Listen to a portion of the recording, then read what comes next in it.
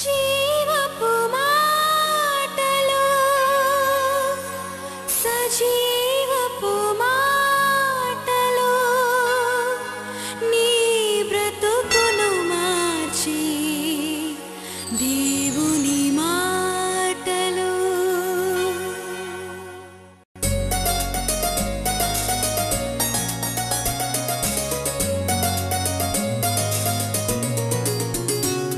నిరాశలను తొలగించి జీవపు మాటలు.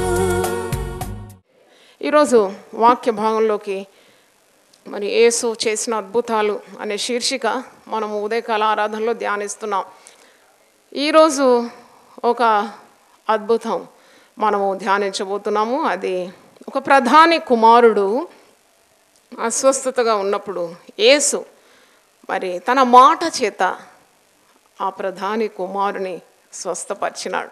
యేసు మాటలో ఉన్న ఆ శక్తిని మనం ధ్యానించాలి. యోహాను సువార్త 4వ అధ్యాయము 46 నుండి 54 వరకు వచనాల్లో మనం చూస్తున్నాము. యేసు మాటలో ఉన్న శక్తి. తాను నీళ్లు ద్రాక్షారసముగా చేసిన గలిలలోని కానాకు ఆయన తిరిగి వచ్చాను. యేసు ప్రభు చేసిన సూచక్రియల్లో మొట్టమొదటి సూచక్రియ ఏది? నీళ్లను ద్రాక్షారసంగా మార్చినాడు. హల్లెలూయా చెప్పండి ఒకసారి.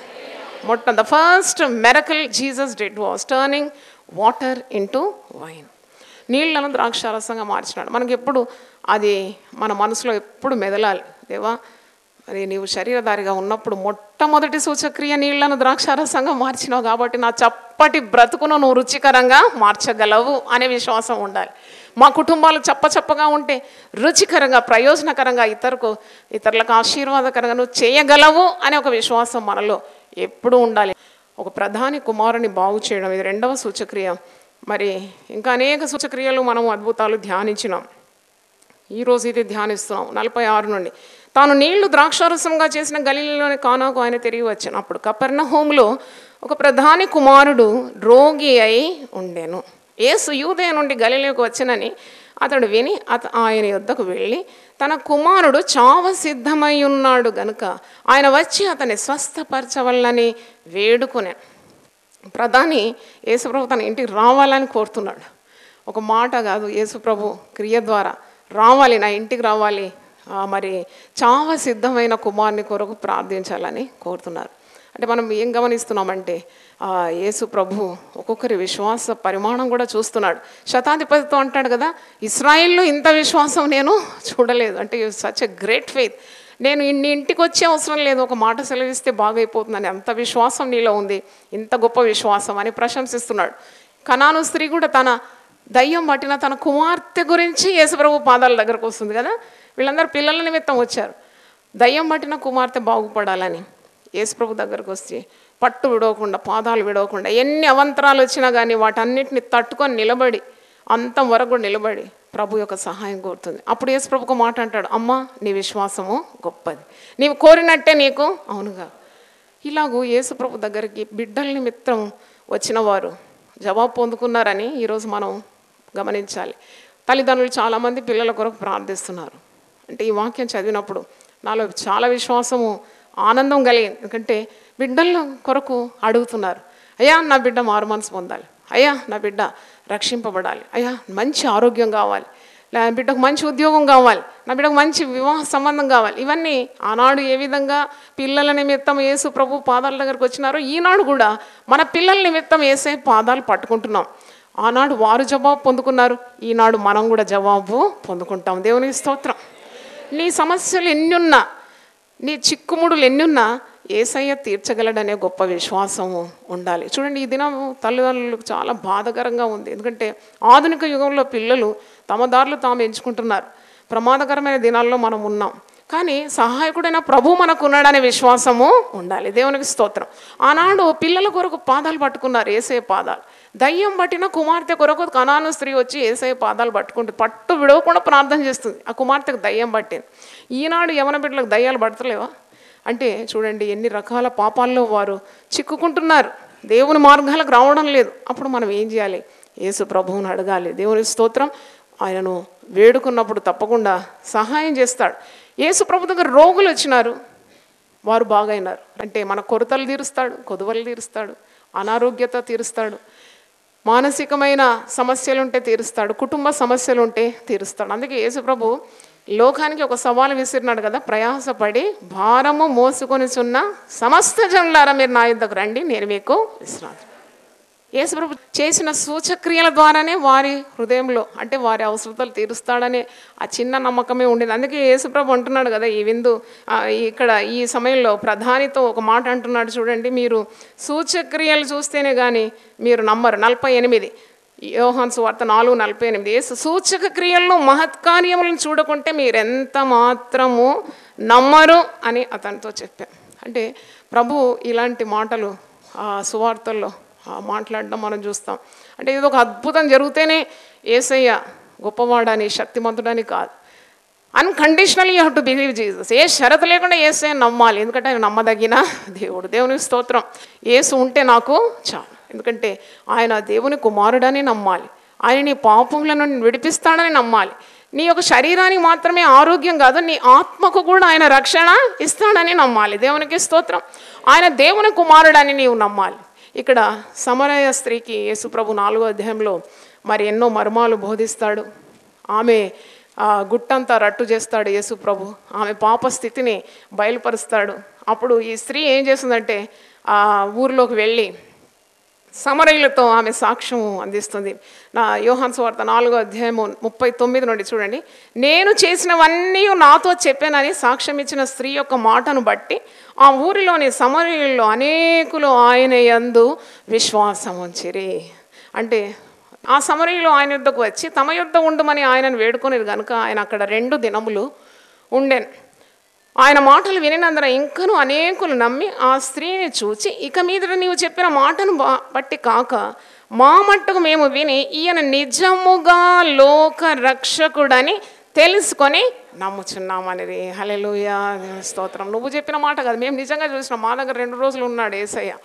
మరి నువ్వు చెప్పిన మాటను బట్టి మాత్రం కాకుండా మేము మరి ఈయన నిజముగా లోకరక్షకుడని మేము తెలుసుకున్నాం, మేము నమ్ముతున్నాం. ఈరోజు ప్రభు మనందరితో మాట్లాడుతున్నాడు.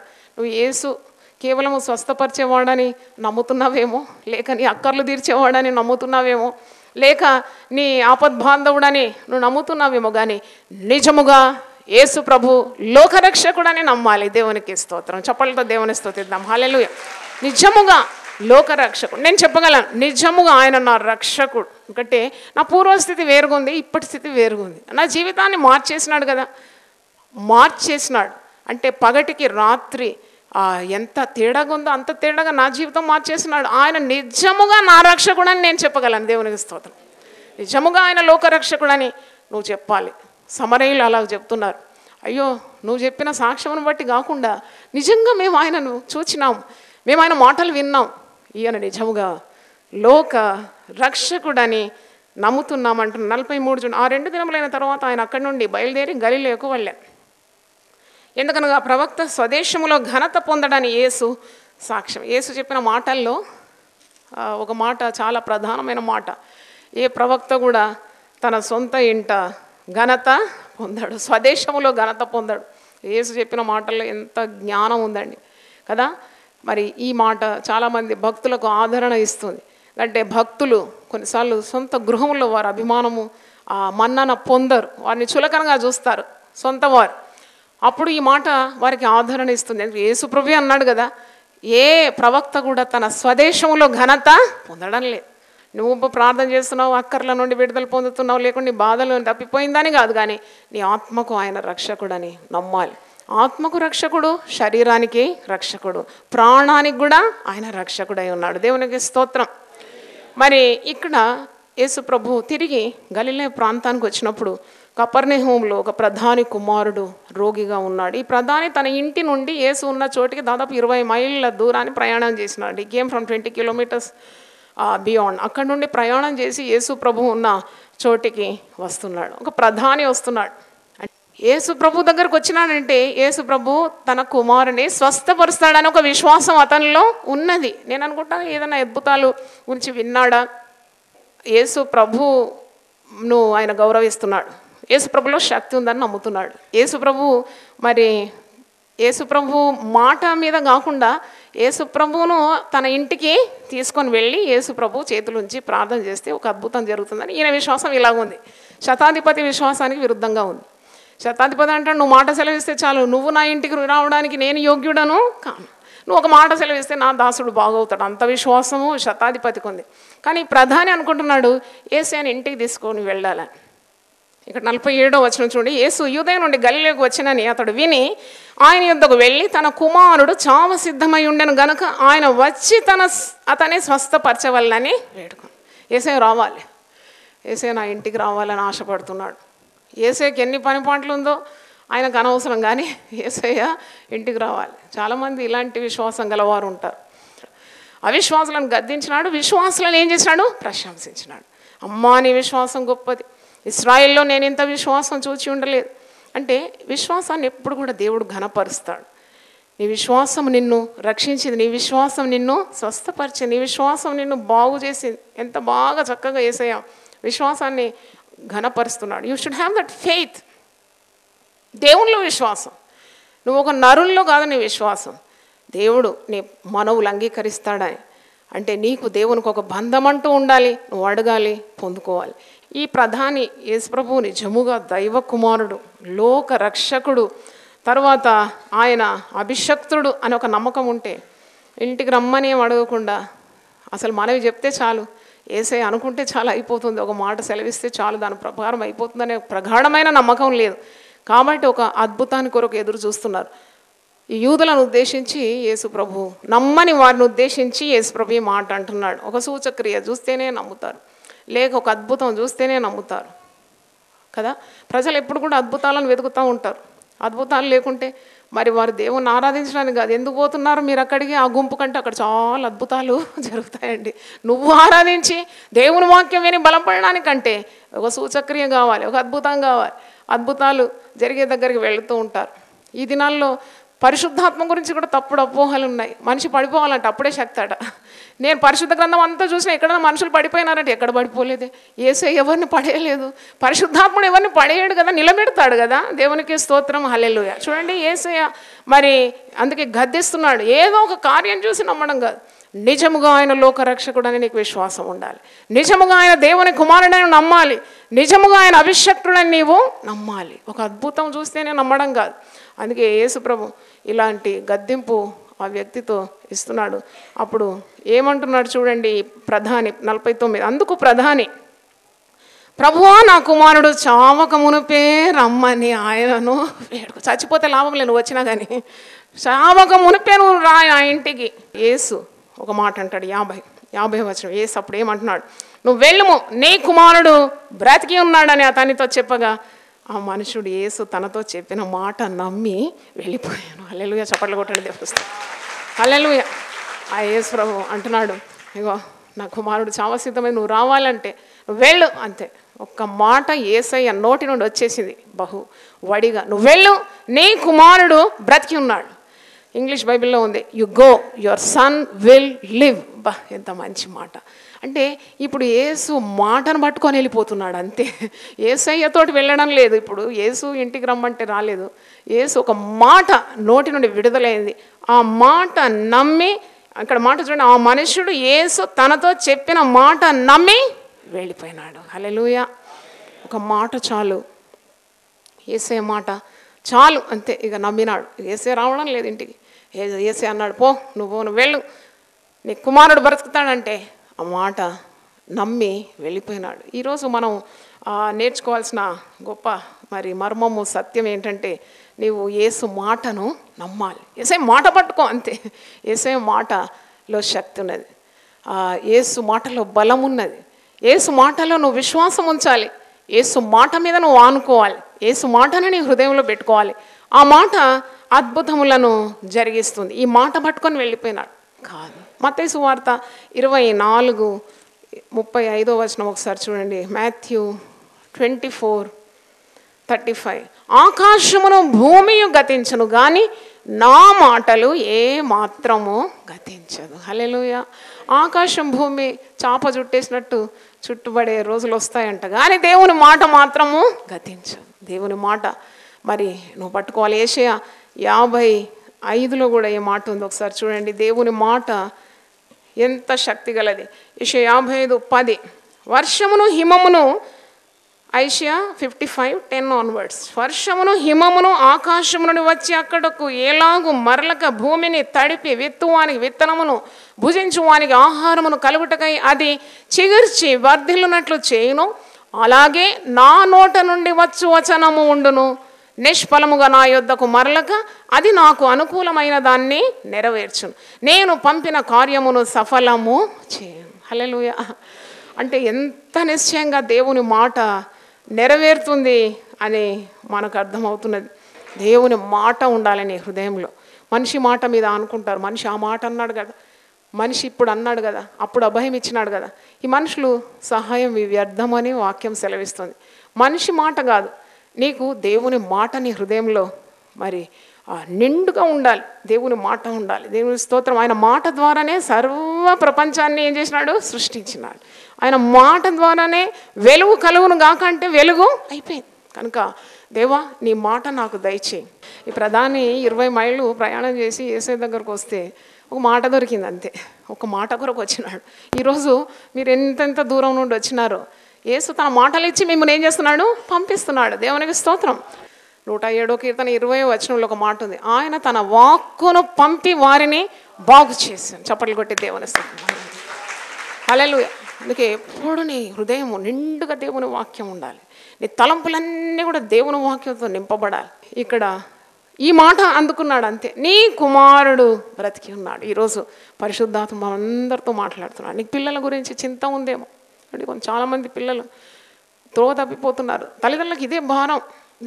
నన్ను అడిగితే పిల్లలు సరైన మార్గంలో ఉంటే 3 పూటలు నిండుగా తిని తృప్తిగా దుప్పటి కప్పుకొని చుట్టుకొని పండుకునే ఆ యొక్క భాగ్యం నీకు ఉండకూడదు. ఎందుకంటే నీ గుండెలో మండాలి, నీ బాధ ఉండాలి. ఎందుకంటే నీవు ఈ లోకానికి తెచ్చిన బిడ్డలు ఏ మార్గంలో పోతున్నారో కనుక తప్పకుండా ప్రార్థనల ద్వారా వారిని మొండి ఎద్దును ముక్కుకు గాలిని తగిలించి చక్కని పట్టాల మీద నడిపించినట్లు వారు ఆ విధంగా నడిచే వరకు నీ ప్రయాసము ఆగకూడదు. దేవునికి స్తోత్రం.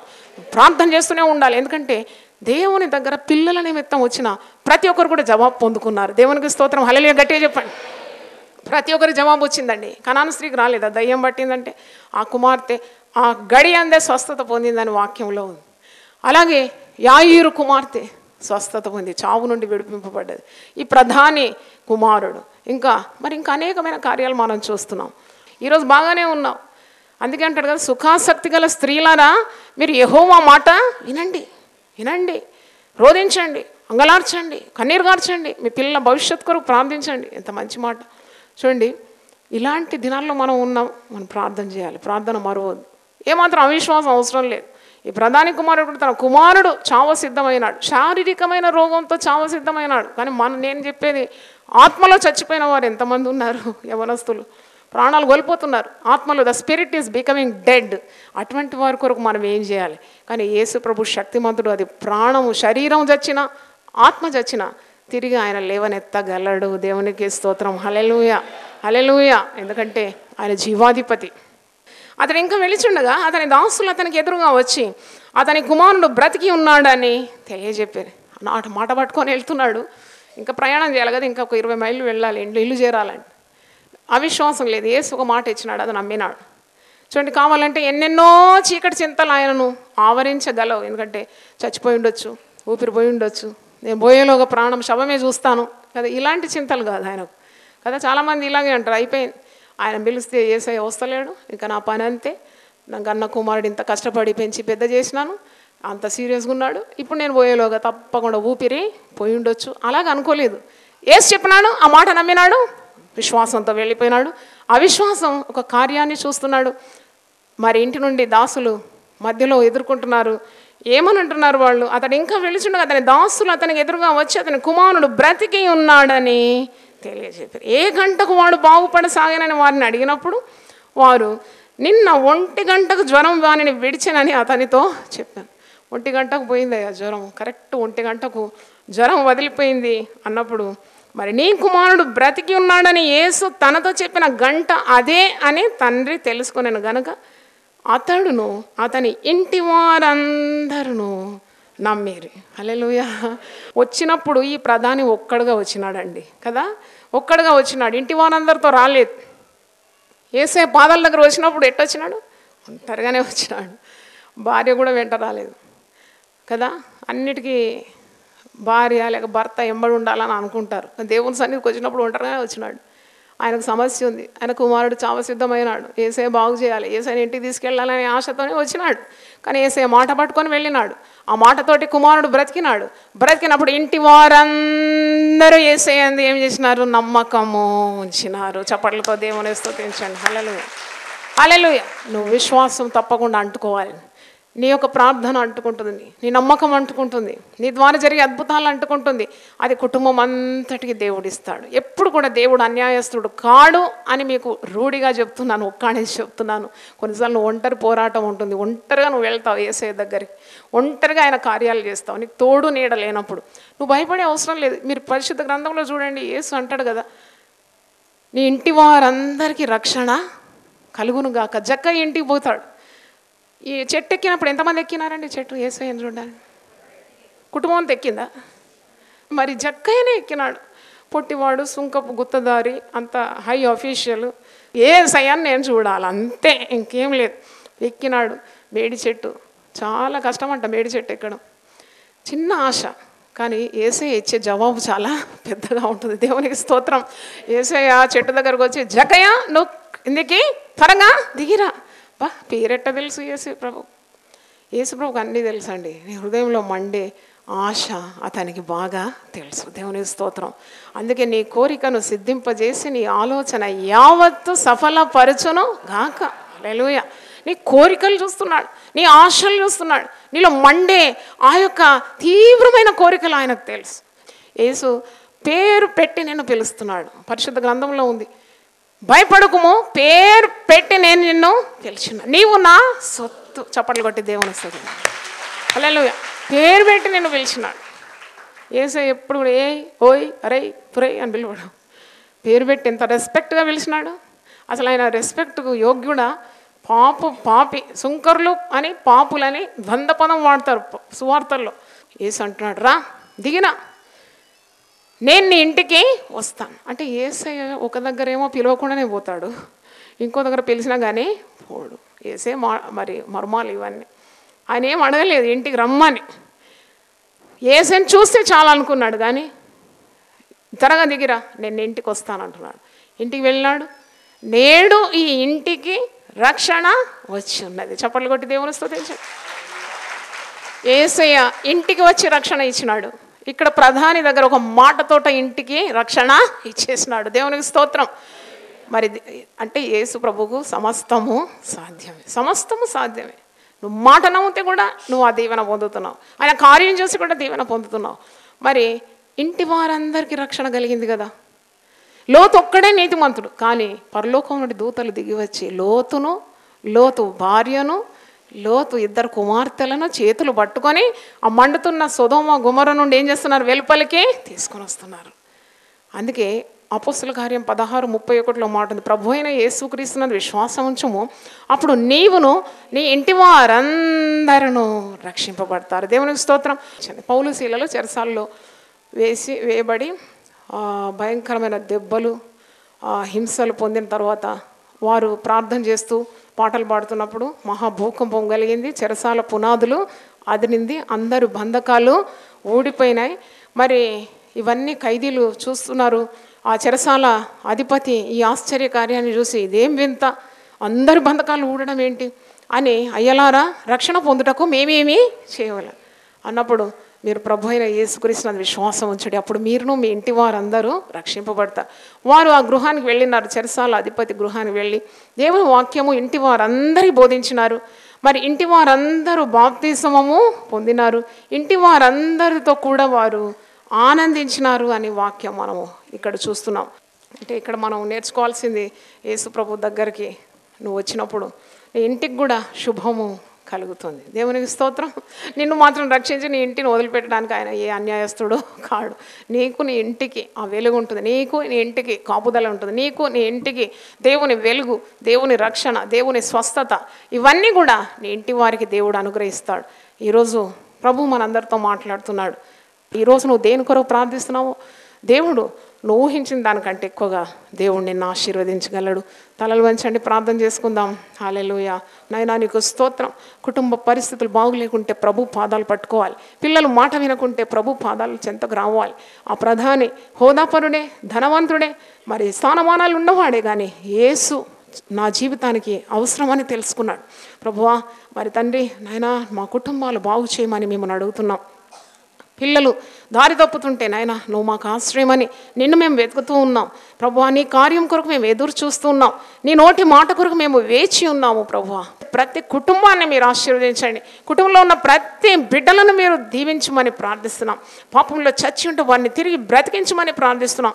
పునరుద్ధానము నేనే, జీవము నేనే అని సెలవిచ్చిన దేవుడు వారిని తిరిగి లేపమని ప్రార్థిస్తున్నాం. త్రాగుడు మరి దుర్వ్యసనాలకు బానిసలైన బిడ్డలను మేము నీ పాదాల దగ్గర పెడుతున్నాం. సహాయం దయచిన మరి వాక్యం వింటున్న ప్రతి ఒక్కరి కుటుంబంలో ఉన్న బిడ్డలను మీరు ప్రాణాలతో బ్రతికించమని మరి ఆత్మలో జీవింపజేయమని మేము కోరుతూ ప్రార్థిస్తున్నాం. తండ్రి సకల ఆశీర్వాదాలు మాకు దయచేయండి. నాయనా నీకు స్తోత్రం. నీ మాట చొప్పున మా జీవితంలో జరగాలని మేము ప్రార్థిస్తూ మరి తండ్రి ఘనత మహిమ నీకే ఆరోపిస్తాం. టీవీ ద్వారా దేవుని వాక్యాన్ని విన్న కుటుంబాల్లో కూడా మీరు మహిమ కార్యాలు చేయమని ఈ కొద్ది మనవులు యేసు అతి పరిశుద్ధ నామంలో అడిగి వేడుకుంటున్నాము తండ్రి. ఆమేన్. తండ్రి అయిన దేవుని ప్రేమ, యేసుక్రీస్తు కృప, పరిశుద్ధాత్మ సహవాసం మనందరికీ సదాకాలము తోడుగా ఉండును గాక. ఆమేన్. దేవుడు మనల్ని సమృద్ధిగా దీవించును గాక. ఆమేన్.